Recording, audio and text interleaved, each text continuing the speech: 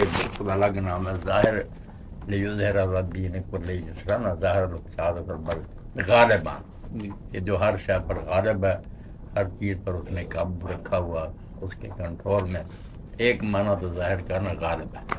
آپ دیکھتے ہیں نا کہ رسول کو بھیجا لیظہر علی الدین کلہ، وہ اسی ظاہر سے نکلا کہ دین کو وہ غالب کر دے سب چیزوں پر.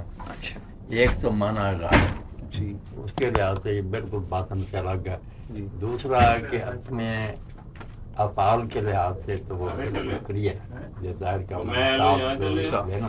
تو پھر یہ ہے کہ جو کچھ ہم نے کارنامے کیے نا آسمانوں زمین اور ہمارا وجود بنایا، ہر شے جو ہے نا اس کی ہستی کی دلیل ہے. بالکل کل شے لہ آیۃ تدل علی انہ، ہر شے میں نشانی موجود ہے. آدمی اس پر غور کرے، جتنی بڑی چیز ہے اور پیچیدگی سے ہر چیز بڑی صاف بتاتی کہ یہ خود نہیں ہو سکتی. ایک ایک چیز کو سمجھنے کے لیے دیکھا نا باقاعدہ اور ان کے شعبے بن گئے. ہاں یہ کہانی ہے، تھک گئے لوگ. اس کو سمجھنا کہ الگ ٹپ بن گئے، یہ صرف ہر درمی ہو سکتی ہے. اتنی باریکی سے اور پیچیدگی سے چیزیں بنی ہیں، سب بتا رہی ہیں. ہر شے حکمت پر مبنی ہے، کوئی فضول نہیں.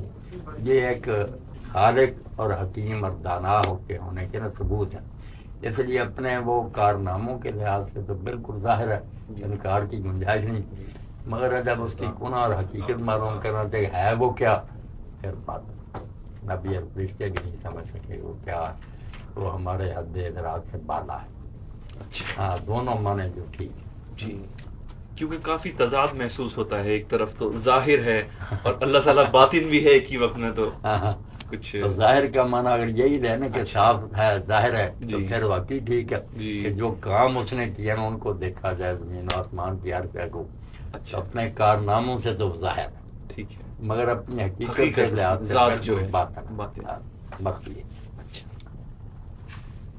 اگر غالب کا معنی لینا، ظاہر کا معنی غالب اور باطن کا دوسرا معنی عربی زبان میں باطن، کہ ہر شے سے وہ آگاہ ہے، اس کو ہر شے کا علم ہے. یہ سارے معنی ذہن میں ہونے چاہیے.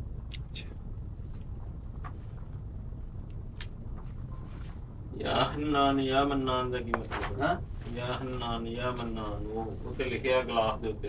ہاں حنان مہربانی کرنے والا. حنان حنان سے نکلا، حنان ہوتی ماں کی محبت. اچھا، ماں جو شفقت کرتی نا اولاد سے اس کو کہتے ہیں حنان. اسی لیے حضرت زکریا علیہ السلام کو اللہ نے جو بیٹا دیا نا یحییٰ، اس کے بارے میں کہا کہ ہم آپ کو حنان ہم مل رہا. اس کو ہمیں ماں جیسی شفقت تھا کہ وہ امت کے لیے بہت خیر خواہ. تو حنان تو ہے جو ماں جیسا پیار مخلوق سے کرتا ہے. باپ کا نہیں کہا، باپ میں ذرا سختی بھی ہوتی نا، ماں جیسا. اور منان ہے جو بغیر کسی معاوضہ کے احسان کرتا ہے، کوئی معاوضہ نہیں دیتا تھا، اپنے منکروں کو بھی دیتا. یہ وظیفہ کرنا چاہیے. ہاں بہت یا حنان یا منان حضور کی دعا میں بھی آتا. سبحان جیسے نبی کریم یہ جو بتایا نا آپ نے کہ 99 نام تو اللہ کی بے شمار ہے. ایک کورس بتا دیں کم از کم 99 ہیں جو ان کو سامنے لے رہا بالکل وہ جنت میں داخل ہو. اس کو اللہ تعالیٰ کی پہچان ہو جاتی ہے کہ میرا رب کس قسم کا ہے. حضرت خود محبت ہو جاتی ہے. جی، ظاہر کے اس میں ایک عالم نے تشریح کی تھی کوئی حدیث سے کہ ظاہر کا مطلب فوق، کہ اس میں انہوں نے کچھ کہا ہے کہ فوق ہے. نہیں وہی میں نے جو کہا نا غالب ہے. انت ظاہر ہو فلیس فوق کا فوق ہے. جی یہی ہے نا کہ تو غالب ہے، تیرے اوپر کوئی نہیں ہے. لیکن انہوں نے جو مطلب بتانے کی کوشش کی وہ کہتے ہیں کہ نہیں وہ اس کا مطلب فی السما ہے یا اوپر ہے. یہ جو مجسمہ لوگ ہیں نا کہ اللہ تعالیٰ کو محدود سمجھ کر کیا کریں گے، یہ سمجھنا کہ وہ آسمانوں پر یا عرش پر ہے. اس طرح بھی اللہ تعالیٰ لمیٹڈ ہو جاتا ہے نا، وہ تو غیر محدود ہے. زمین و آسمان تو اس کے سامنے بیٹا ایسے جیسے ہتھیلی پر آئی. یہ کیا سارا جہان اس کے سامنے کچھ بھی نہیں. اس نے کیا سمانا ہے کسی چیز میں. تو یہ اس کی بات نہیں ہے، سما کی نہیں ہے. یہ فوق مرتبے کے لیے کہ وہ اوپر ہے، سب سے غالب ہے، اس سے اوپر کوئی نہیں ہے، سب اس کے نیچے ہی. اچھا، تو اسی سے ملتا جلتا وہ هو الاول والآخر، اول اور آخر کی بھی تھوڑی سی تشریح کرتا ہے. ایسا قبلہ کیا ہے یہ بھی حضور نے کہا تربت تو پہلے ہے، تو اس سے پہلے کچھ نہیں تھا.